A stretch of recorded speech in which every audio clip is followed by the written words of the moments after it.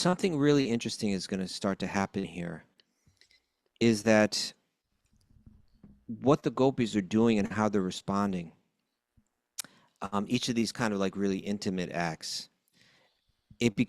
you're going to start to hear it now. It's going to start to come, that they're kind of showing like the highest reference point of like contemplative life. Like, in other words, the highest yogic states are going to be described. And the gopis are kind of going to be compared to yogis or Vedantins.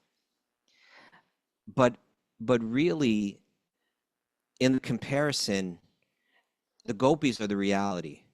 Like, the comparison really runs in their favor. Just, like if there's, hey, like that guy's as big as a mountain or something like that. Like the mountain is the big thing, But here, when it says like the gopis are like yogis, actually they're the yogeshwaris, and even that term is going to be used here. Like, they're the supreme yogis.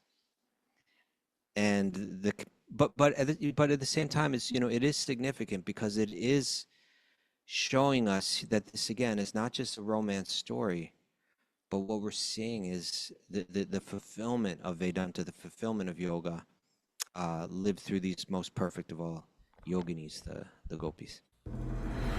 Om Namo Bhagavate Vasudevaya. Om Namo Bhagavate Vasudevaya. Om Namo Bhagavate Vasudevaya.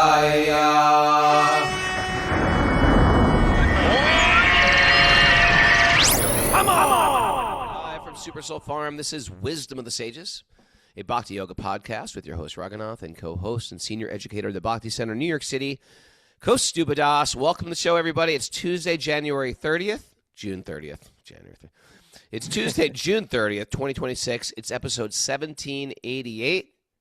Good morning, beautiful people. It is a beautiful Tuesday. It's getting hot. We are going to escape the heat wave that's coming up this weekend to another heat wave in Italy. Here with Pranapriya and Catherine A. And good morning, Kaustubha. How are you, brother? Doing great, Raghunath. Good. The Italy thing is starting to get real a little bit now. I know. You and I, we live in the moment. We're not in Italy till we're there. That's right. We're here now. Right here now. Yeah. Last minute stuff driving you crazy in your mind? Not Nothing's now. Done before I leave, you're good? No, just the reality setting in, starting to connect with people and make, just start to get things together. But yeah, I'm excited for that Kirtan festival at Villa. We're not staying at Villa Vrindavan. No, which is this big Krishna villa in Italy. It's quite amazing. Like, the devotees in the 80s, in the early 80s, bought this giant villa and turned it into an ashram. And, yes. That was back in the day when there was, like, hundreds of people were just moving to ashrams. So now it's got, like, a sort of a bare-bones crew keeping it together. But they have yoga retreats and kirtan retreats and stuff like that. And there's a big kirtan retreat happening at the same time. So I think we're going to go over there, have darshan, and I'm singing in one of the days. But I think a lot of big kirtan people are going to be there. That started at the end, right, of our thing. We're going there towards the end. I don't know if it's a weekend or not, but I think we're going there Friday. But I think is that thing happening at the end of our stay or at the beginning? Yeah, at the end of our stay. Okay, at the end of the second weekend. Yeah. Well, alrighty. All right. Pranapriya, do you have some announcements, dear? Yeah, well, there's still some spaces in Sage groups left. So if you haven't signed up for a Sage group, we are 62% full, I think. Okay. But we have some new groups also happening, including one that's specifically for a beginning bhakti group. Oh. And that's Ananga Manjari's Sage group. I've heard such wonderful things about her. I've never met her before. Have we met But her? everybody raves about her. Ananga Manjari? Yeah. What's your story? She's in England. She's got a very nice daughter that's a devotee. She's just apparently just very insightful and helpful in so many ways. Yeah, so she has Her sage group is a welcoming space for newcomers to the path of bhakti looking to explore further. All right. And you can share your thoughts and experience and ask questions and meet like-minded souls. Alrighty. That sounds like a good one. Yeah, definitely. And then there's also our friend Yamuna Jelly in California. Oh. I know. She's the best. We got some good people in our community. We do. If you're not part of a sage group and you feel like, well, I might miss a day. I don't know if I can commit. Just commit. Just do it. Step into it. If you miss one, you miss one. Big deal. This is if you're waiting for someone to push you on either side of the fence, I'm pushing you into the sage group fence. People always are grateful they did it. And if for some reason you're hesitant, I like to be perfect. I need to be everywhere on time. You know what? Breathe a little bit. Be like me. Miss some things, but be on the ball for other things. It'll only help you. Join the sage group today. Do it today. They're free. Some people will only join things if you charge money. No, it's $1,000 to join a sage group. Ever meet people like that? You want to buy a Bhagavad Gita? How much is it? Whatever you give. But if you say it's $1,000, are you kidding? It's the wisdom of the universe. Really? People only want things if it's got a high value. This is free. We're begging you. Join a sage group. Find like-minded people. Lift your consciousness in this crazy dark time. True. We're here for you, people. All right. That reminds. I'll just give a shout out because some people have been asking about Chapuji. Oh yeah. Okay. But great. last night on Zoom, she met with. She's got like a whole Spanish-speaking audience. She had like over 60 people there last night. Oh wow. And people were waiting for her. She's become like she's like a bit of a spiritual leader over there, and they're like, we need to hear from her. What's going on? People that are suffering so much, all these people, Venezuelan people, other South American people. And it was one of those things that you're saying, just like you're just saying, you need some sense of community. You need to get together and share in these dark times that we're living in. And it's such hard times there. And it was a deeply emotional, moving get-together that they had last night. I think a lot of people, it was such pent-up stress and emotion and difficulty processing it, because when you really go through it, it challenges your faith, where is God now, and I think she really, she let go and everybody else let go, and it was kind of like a real cathartic thing for everyone. So it just shows you the strength of community when you're stressed, and these sage groups are important. Kaustubha? Yes. Let go. Let God. Oh, thank you. Did you make that up yourself? Let God. Just going to share that with you today. Okay. Thank you. You like that? You like it? You like that statement? Yeah. All right, you keep it then. You keep it. All right, that's my gift to you. You're so generous. Yes. Yes, I am. Hare Krishna. Any other stage groups you want to highlight? Sure. Let me see. Akadasi Vreta still has spaces available. She's a great devotee. She's a wonderful devotee too. Yeah. Prabhupada disciple. She goes back. She's got Vreta. wonderful children that are devotees. Yeah. Also Mitra. Is that the same Mitra that we met in Is that Rishikesh? Mr. Sane? Mr. Sane. Yeah. He hosted. He's a sage group leader? Oh, a long time. Oh, he's the best. Yeah. And Giri Govardhan as well. Gary. Gary Govardhan is another. I may have met him once a very long time ago. But people have the most wonderful. He's a brahmachari, but he's not a scary brahmachari. Sometimes the brahmacharis scare people. Sometimes brahmacharis are scary. But he's just like sweethearted and insightful. Yeah. What's interesting is he also leads an online grief support group. Grief support. Yeah. Interesting. Yeah, people are going. It might be helpful for people to know. Online grief support. Giri Govardhan is a brilliant scholar. Says Nityananda Nityananda Chandra Chandra. says. Yes. And Yoga Maya Shakti says, this is a good one. What did she say? Mercury is in retrograde. Began yesterday. Hare Krishna. Right. Wah wah. Yoga Maya Shakti. What the heck? It was probably in relation to something that was said at the time, right? Oh, maybe. Okay. Yeah. I just thought she'd put That up. was that I'm just was gonna put a womp 10 minutes ago womp that she on put the that up board. there. Yeah. Okay. All right. All right. Should we move on to the nugget? This nugget is a mind blower for me This today. nugget. But Tell the me. real question is, can Pranapriya pronounce this person's name? Francois. Francois. I don't de think la Martine would Roquefort. approve, but I'll give it a Maybe try. we need to bring Martine in. Francois de la Rochefoucauld. That's pretty good. Well, we don't know for You sure. don't know if it's good or not. Raghunath. You have no We say clue. it's good. It may sound That good. was very good. We Très had bien. him before. He had a really interesting nugget long time ago, like years ago, that had to do with like, before you desire anything too much, look at the people in life who have what you desire and look at their happiness, something like that. But this one I thought was he really, anyway, I'll let you read it. Okay, so he writes, absence diminishes small loves and increases great ones, as the wind blows out the candle and fans the bonfire. Read that. Read that again. Absence diminishes small loves and increases great ones, as the wind blows out the candle and fans the bonfire. I'm loving this. By the way, Martine says, well done, Pranapriya. Thank you, Martine. I'm French. glad I got her stamp of approval. Well, we are in the section of Krishna disappears from the Gopis. We're in the Gopi Gita, this part of the Bhagavad Gita, or the Bhagavatam, rather.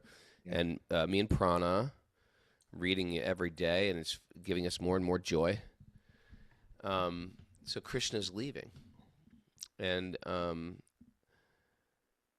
we go through these seasons ourselves in life on our spiritual path, or before we even know we're on a spiritual path. I know that, I've noticed in my own life, my darkest times have often been like the holiest times also. It's not, it's not because they were enjoyable. They weren't enjoyable, but it's because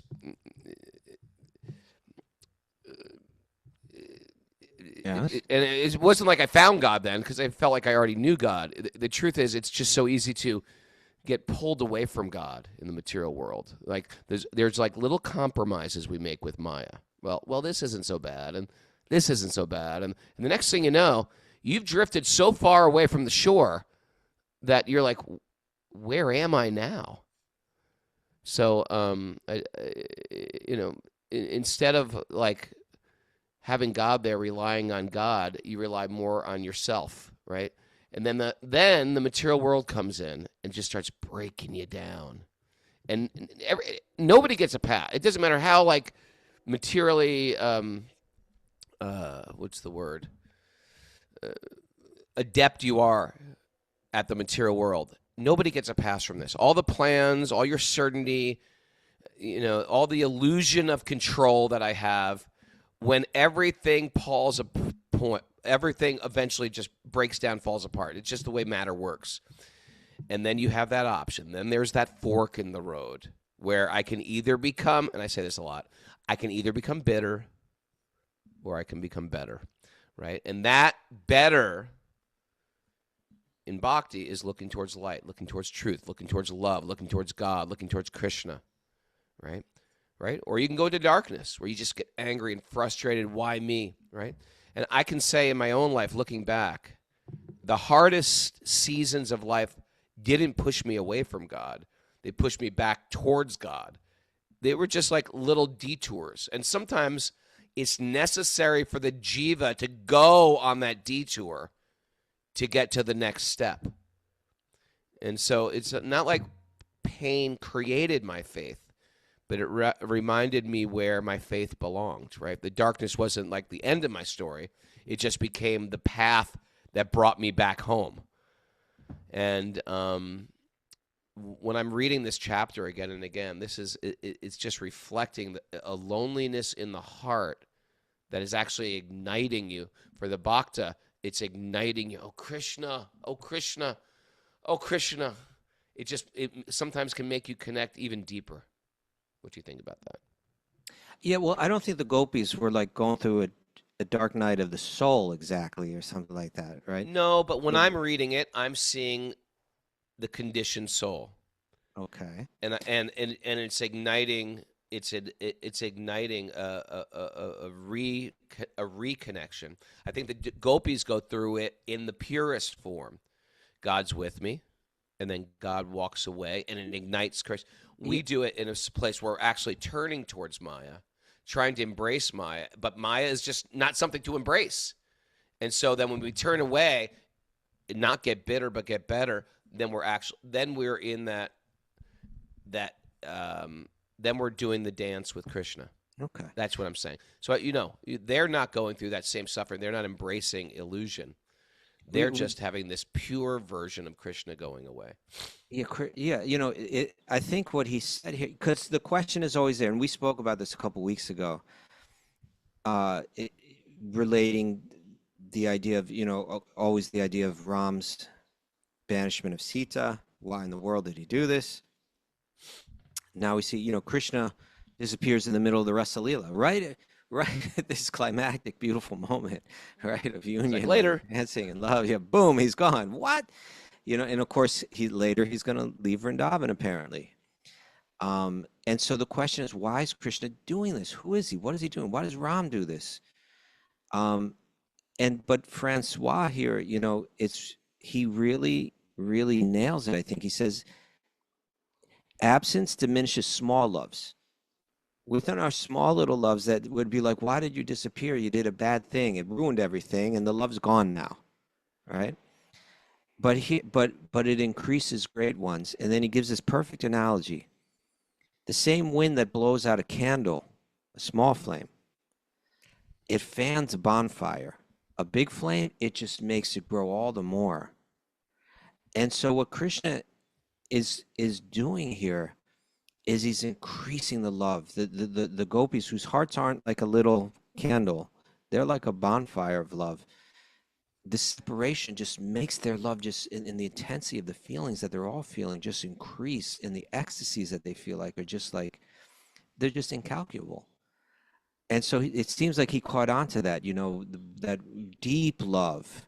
Separation deepens it still more. And I can't, when we talk about this, I can't help but think of Gaur Govinda Maharaj, who was this, fascinating character, right? Fascinating character. He's like a devotee who grew up in Orissa. Very connected with Sri Chaitanya and his pastimes. Yeah, from his childhood, he was chanting the holy name, studying the Bhagavatam, went on to have a very big family. And then when he was older, he took sannyas. He went As to an Vrindavan. older man, he became a disciple of Srila Prabhupada, right? Much older than, I don't know exactly how old he was when he met Prabhupada. I think he left early, like in his early 50s. And that's sort of part of the Vedic tradition. Goodbye. Who's going? Yeah. Not everybody follows it like that, but he was one of these very focused, elevated souls, and Prabhupada saw that. And Prabhupada gave him first, second, and sannyas initiation very quickly. Yeah, he was very elevated in his understanding of rasa, of the love of the residents of Vrindavan, and the subtleties and the nuances and the specialities of it and all of that. Yeah. And he was quite entertaining.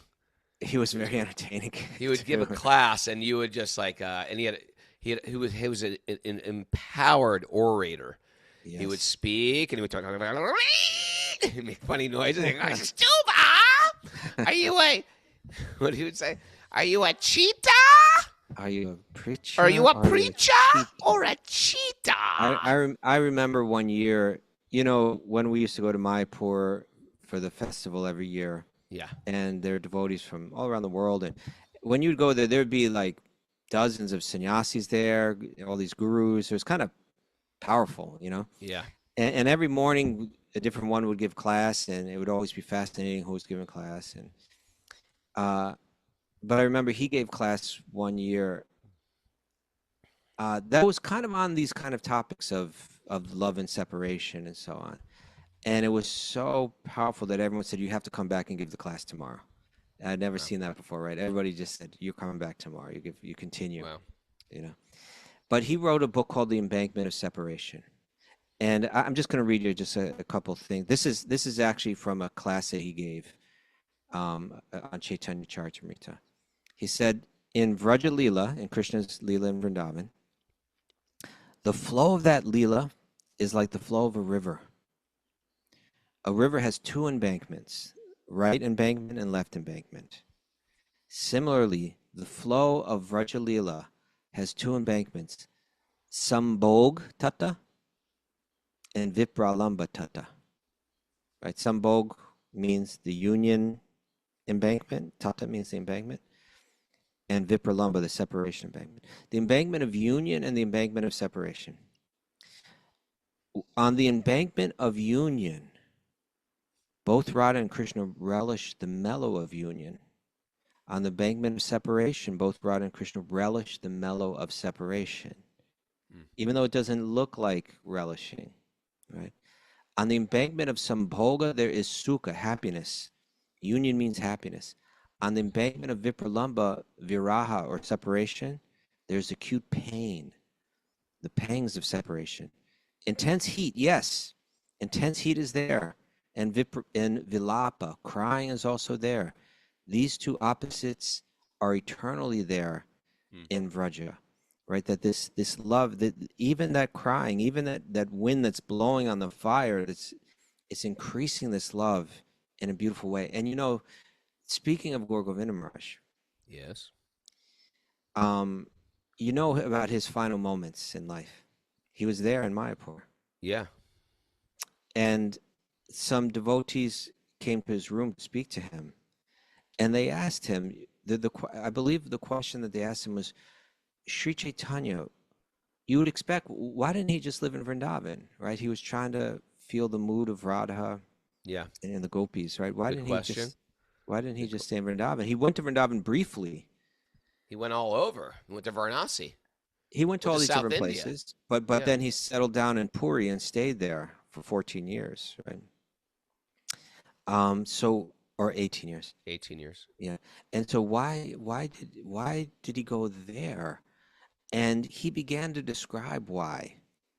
And in doing, and he was describing Lord Jagannath in that form of Krishna with the wide open eyes, you know. And he said, and he began to connect those wide open eyes to the union of Radha and Krishna. When Radha and Krishna see each other and they have their eyes wide open. And then he just said, he kind of, he couldn't speak any longer. He started to cry and he couldn't speak any longer. And he said, forgive me, you know, I can't speak, just chant the holy name, chant the holy name. And then he passed away, he left this world.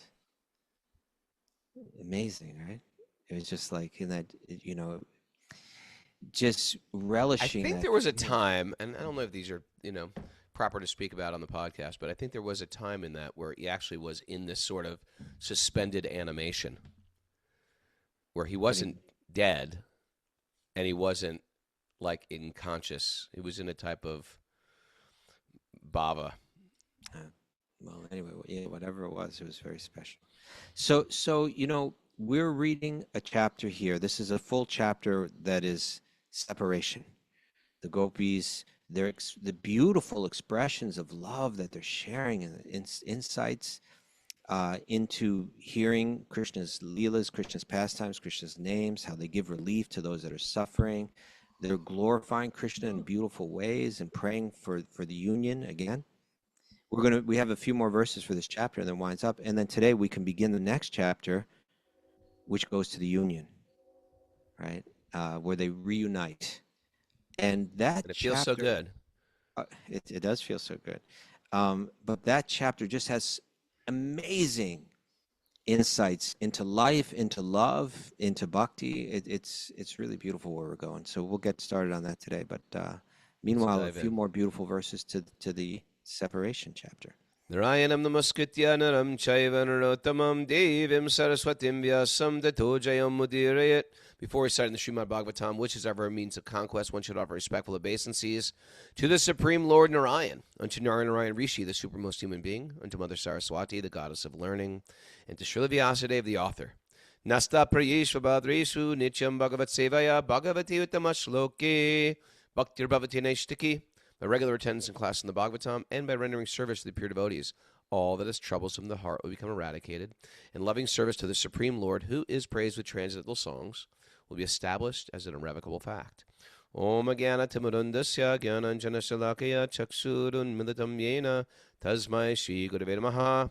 I was born in the darkness of ignorance, and my teachers are opening my eyes with the torchlight of knowledge. I offer my obeisances at their lotus feet. Reading from the Srimad Bhagavatam, Canto 10, Chapter 31, Text 17. So this is the Gopis speaking. Our minds are repeatedly bewildered as we think of the intimate conversations we had with you in secret. Feel the rise of lust in our hearts and remember your smiling face, your loving glances, and your broad chest, the resting place of the goddess of fortune. Thus we experience the most severe hankering for you. O beloved, your auspicious appearance vanquishes the distress of those living in Braja's forests. Our minds long for your association.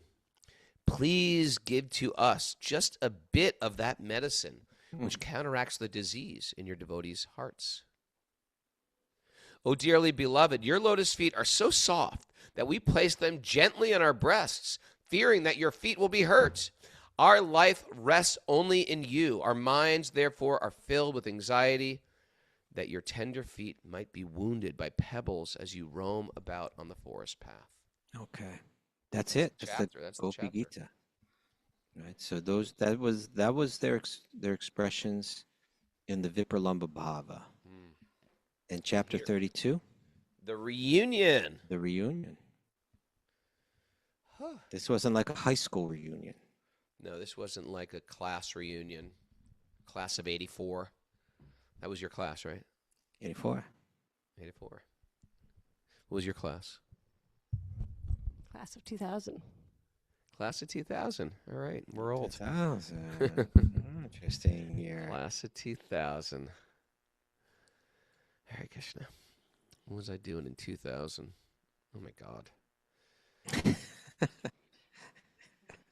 Śukadeva Goswami said, O king, having thus sung and spoken their hearts out in various charming ways, the gopis began to weep loudly.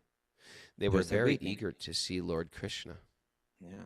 Then Lord Krishna, a smile on his lotus face, appeared before the gopis, wearing a garland and a yellow garment. He directly appeared as one who can bewilder the mind of Cupid, and who himself bewilders the minds of ordinary people. When the gopis saw that their dearmost Krishna had returned to them, they all stood up at once, and out of their affection for him, their eyes bloomed wide. Interesting. Think of Jagannath here, right? It was as if the air of life had re-entered their bodies.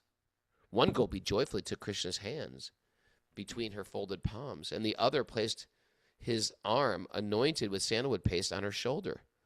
A slender gopi respectfully took in her joined hands the betel nut he had chewed, and another gopi, burning with desire, put his lotus feet on her breast. So we're trying to figure that out. We're still working on that, right? But it's their commentaries how 8 primary gopis, how they're each responding immediately, each in a different way to this union. But something really interesting is going to start to happen here is that what the gopis are doing and how they're responding, each of these kind of like really intimate acts, you're going to start to hear it now. It's going to start to come that they're kind of showing like the highest reference point of like contemplative life. Like, in other words, the highest yogic states are going to be described. And the gopis are kind of going to be compared to yogis or Vedantins. But really, in the comparison, the gopis are the reality. Like, the comparison really runs in their favor. Just, like if there's, hey, like that guy's as big as a mountain or something like that. Like the mountain is the big thing, you know? But here, when it says like the gopis are like yogis, actually they're the yogeshwaris. And even that term is going to be used here. Like they're the supreme yogis. And but at the same time, it's, you know, it is significant because it is showing us that this again is not just a romance story, but what we're seeing is the fulfillment of Vedanta, the fulfillment of yoga, lived through these most perfect of all yoginis, the gopis. Mm. Okay, let's get back there. A slender gopi. You read that one? Oh, I'm sorry. One gopi, beside herself with loving anger, bit her lips and stared at him with frowning eyebrows, as if to wound him with her harsh glances. Another gopi looked with unblinking eyes upon his lotus face, but even after deeply relishing its sweetness, she did not feel satiated. Here we go. Just as mystic saints are never satiated when meditating upon the Lord's feet. Okay, so she's compared to mystic saint, but really the mystic saints are reaching to achieve this state of awareness that she's in. And again, you hear the eyes, right? Unblinking eyes. You know, you think I when we look I at don't get the statement. Why does it compare her to a mystic saint? They're not satiated looking upon the Lord's feet. Why would a mystic saint not be satiated? Well, what it's saying is that she's got unblinking eyes. She's got unbroken meditative focus. Okay. And there's not a certain point where a sage that's achieved that state says, "I've had enough of this. I think I'll move on to something else." You know, so it's never satiated. It's never boring. It never runs out. What they're, you know, and so similarly, the bliss that she's feeling by seeing the face of Krishna is something that never comes to an end. As we say in India, acha. Acha. Acha. They say that Vishwanath Chakravarti Thakur says this is Radha. Actually, the different gopis are each one is. Radha's got the unblinking eyes. Those Jagannath eyes, right? Those unblinking upon eyes. His lotus face. Yeah. Okay, one gopi took the Lord through the aperture of her eyes and placed him within her heart. Then, with her eyes closed, her bodily hair standing on end, she continuously embraced him within. Thus immersed in transcendental ecstasy, she resembled a yogi meditating upon the Lord. So again, you know, a yogic comparison, and these are symptoms of devotional ecstasy that are analyzed by sages like Rupa Goswami, where she's got her hair standing on end. She's actually in union, but it's almost like she's meditating in separation, right? It's like What's that about? I'm like, I'm right here. You don't have to capture me in your mind and put me in your heart. I'm already here. But we you know, this is such inspiring reading, such inspiring verses for us to realize we need to find a way to carry Krishna in our heart at all times, be immersed in that ecstasy, make place. You know, one gopi, she placed him within her heart, and then she continually embraced him within, thus immersed in transcendental ecstasy. It's amazing how the entire culture of India traditionally just supports this. Like in great times, in desperate times, and even just ordinary times, Krishna's in the heart. You know, we talk about going on, like when we used to travel on buses in India or trains. There's like kirtans going on in trains. Kirtans going on in buses. A bunch of ladies in the back of the bus just singing songs about Krishna. The idea is to always remember Krishna. Prabhupada said this really easy. Always remember Krishna and never forget him. And you do that. It's done in such a way that it seems very normal. You're singing songs about Krishna. You're always preparing yourself. You're always living in God consciousness. Yes. And this is what we have to practice in the West because we didn't grow up like that. Right. Right? Yeah. Maybe when something good happens, we think, oh, thank God, you know. But we're practicing in good times, we're practicing in bad times, we're practicing in ordinary times also. All the gopis enjoyed the greatest festivity when they saw their beloved Keshava again. They gave up their distress of separation, just as people in general forget their misery when they gain the association of a spiritually enlightened person. Beautiful. That's so important, so true, right? how the association of a spiritually enlightened person, sometimes it's only that allows you to let go of your misery. You know, again, another reason for the sage groups. Boom. Encircled by the Gopis, who were now relieved of all distress, Lord Achyuta, the Supreme Personality of Godhead, shone forth splendidly. My dear King, Krishna thus appeared like the Supersoul encircled by his spiritual potencies. Right. You know, the Upanishads are going to speak about how the Supreme Absolute Truth has multifarious energies, and technical descriptions will be given, and visions of great devotees are shared about the super soul. But here is Krishna surrounded by his Hladini Shakti and those expansions of it, right? Each permeated and vitalized by his ever blissful rasa. This is the most complete, perfect, and beautiful manifestation of the Supreme God surrounded by his energies. The Almighty Lord then took the Gopis with him to the bank of the Kalindi, that's the Yamuna, who, with the hands of her waves, had scattered piles of soft sand upon the shore. In that auspicious place, the breeze, bearing the fragrance of blooming kund and mandara flowers, attracted many bees, and the abundant rays of the autumn moon dispelled the darkness of night. Text 13.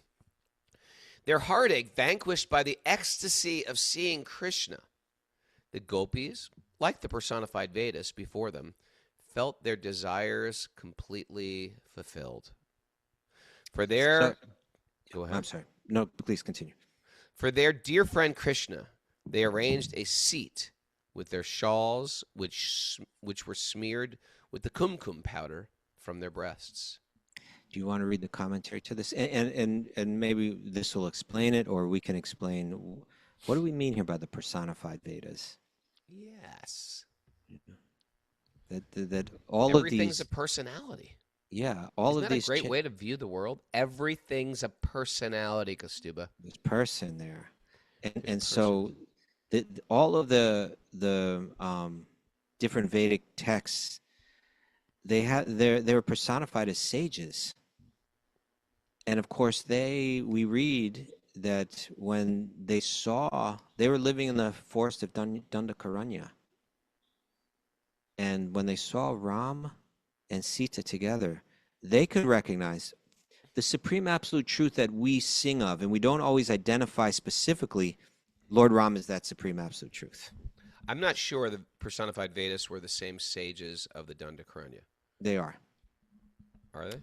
Yes. Therefore, there's many beings who became gopis. Yes, Sages no doubt. of Dandakaranya are one. The personified Yes. Vedas are another, but I've never heard them I as the same believe that may be being. spoken about here. All right, let's read. Maybe it's gonna. Yeah. Go ahead, read. I'm gonna be corrected. These women fully absorbed their minds in meditation on Lord Krishna's powerful arms, which are like the bodies of great serpents. We want to become just Hold like it. Gopis. You were going to read the commentary, I thought. This is the commentary. You sure? Yeah. Which Yeah, text? of 13, right? The text for 13 I have is in the 87th chapter of this canto. Yeah, I 23. skipped that and just went right to. Okay, why did you do that? I went right to the quote by Vishwanath Chakrabarti Thakur. Okay, go ahead. These women fully absorbed their minds in meditation on Lord Krishna's powerful arms, which are like the bodies of great serpents. We want to become just like the gopis and render service to his lotus feet. End quote. The Shrutis had seen Krishna during his appearance in the previous day of Brahma, and had become full of the most intense desire to associate with him. The Shrutis. So these Shrutis personified forms. Yeah. Personified forms of these holy books. The Shrutis are teachings that which are heard. Mm-hmm. Right? The Shrutis. There's Shrutis, and then there's Smrtis. Smrtis. The Smrtis are what is remembered. Mm-hmm. Then in this kalpa, they became gopis. So I think you're correct, Raghunath. I was wrong there. Only because we just read it yesterday. Acha, look at you. We read about all the different... all the different beings that became gopis. I never realized that. I thought it was just the sages of Dandakaranya and the personified Vedas, but there's many, many, many, many. Many varieties, yeah. Could look that up. And since the Vedas are eternal in human society, the Shrutis in this kalpa also became full of desire for Krishna, and in the next kalpa will also become gopis. How cool. This information is given by Srila Vishwanath Chakrabarti Thakur. Okay. So now we're hearing that the gopis, again, are not ordinary girls, right? All of these statements that we're hearing, we're at the very pinnacle of all of Vedanta now. And the highest love is being demonstrated as the conclusion of spiritual life, or the concentrated form of what yogic awareness reaches towards. And in the language that's being used is kind of showing the Vedantin, or showing the yogi, how these girls are not ordinary, how this love is not ordinary. And it's just one verse after another. Lord Krishna, the Supreme Personality of Godhead, for whom the great masters of mystic meditation arrange a seat within their hearts, isn't that beautiful? Took his seat in the assembly of gopis. I'm going to read that again. Lord Krishna, for whom the great masters of mystic meditation arrange a seat within their hearts, took his seat in the assembly of gopis. His transcendental body, the exclusive abode of beauty and opulence within the three worlds, shone brightly as the gopis worshipped him. Oh my God, these verses are just my God. It's just like, in one sense, this verse is all you need ever. It's like, it's the full reality is expressed in this. There's always this, it's always a beautiful kind of connection or metaphor, but it's more than a metaphor because it's truth. But the idea of, like, for instance, the seva that one does in the rituals of, like, their puja in the morning or something like that, that we arrange an altar, we arrange a space to place the form of God. And that yogis, bhakti yogis, the great masters of mystic meditations, they arrange a seat within their heart. In the same way that you would clean the altar, one must clean their heart and then invite the Lord to sit there and remain there. And then you can carry him with you. You see, there is that thing people do a lot now. What? Where they're carrying a little deity of Krishna around with them. Carry a little Krishna around, a little basket. And we do hear of great saints. Who was it? Lokanath Goswami, I think, used to carry Vinodi Lal around his neck, right, in a bag. Yeah. And that was a relatively large deity for to do that with. You see people in Vrindavan, they're just carrying their deity around like it's their child. Yeah. The idea that we can have God in our heart at every moment in a very real, very tangible way, be aware of this, be conscious of it, is a powerful idea. But here it's saying, look at the love of these gopis, great masters of meditation.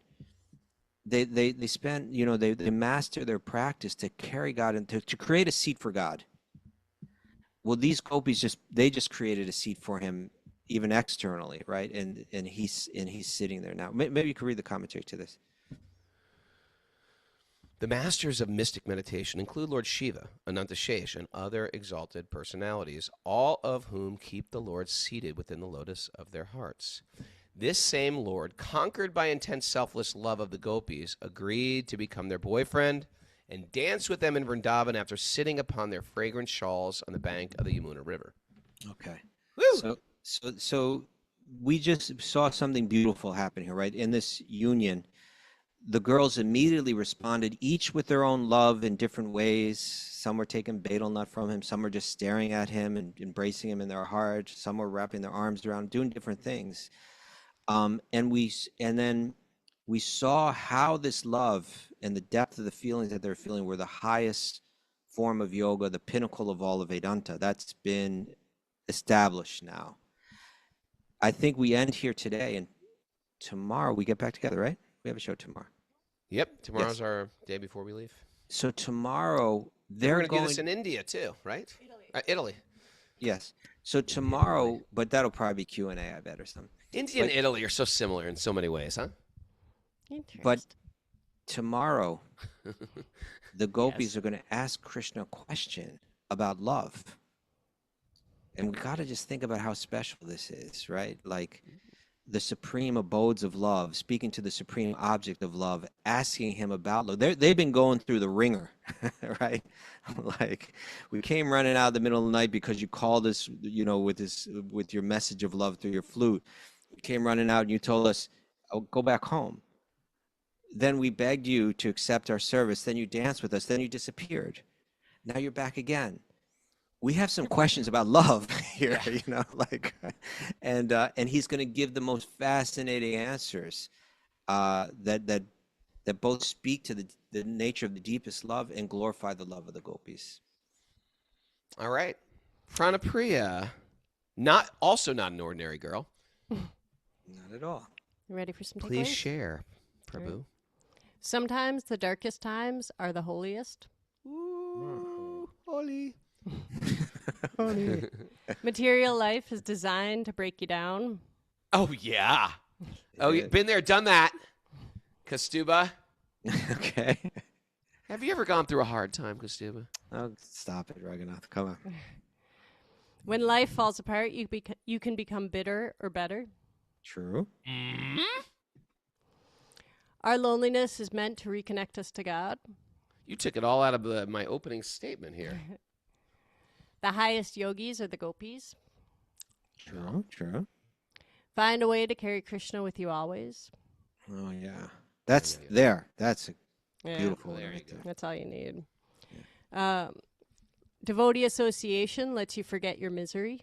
I really like that. Find a way to carry Krishna with you always. We can see it externally. Someone carries Krishna like that. And you imagine if you're carrying Krishna like that all the time in a little basket, it's got to uplift your awareness, right? Yeah. What you're going to do, what you're going to say, how you're going to respond to things.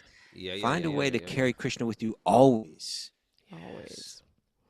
Let Krishna vanquish our heartache. Oh. Clean your heart and invite Krishna in to sit. Scrub it down. And normalize living in God consciousness and singing. Normalize it. Thank you. Beautiful, Prana. Nothing about the embankment of union and separation. Nothing. She's favoring me today, it seems, Kaustubha. And I'm upset about that. My good friend Kaustubha was neglected today. Pranapriya. I'm sorry. Unacceptable. It's just a takeaway that that may not have come back from the crowd, but I think it's something that we should all take away. That this prema is the river of prema is flowing through these two embankments: union, separation. Yeah. Union, separation. Beautiful. Union, separation. Thanks, everybody, for joining us. If you like what we're doing here in the podcast and you show up regularly, think about giving a monthly donation of your choice. You can give thousands of dollars, $100, $4, whatever you like to give. Give that. That helps us keep this thing going. We never make this announcement, but it is important. Join us live, too. Live is fun.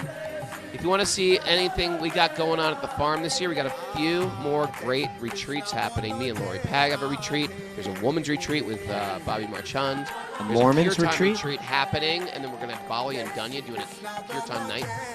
And, of course, the Wisdom of the Sages retreat in the autumn. So check out Raghunath.yoga. Get on my mailing list if you're not. Raghunath.yoga. And check out the Super Soul Events tab. If you're not on my mailing list, do it right now.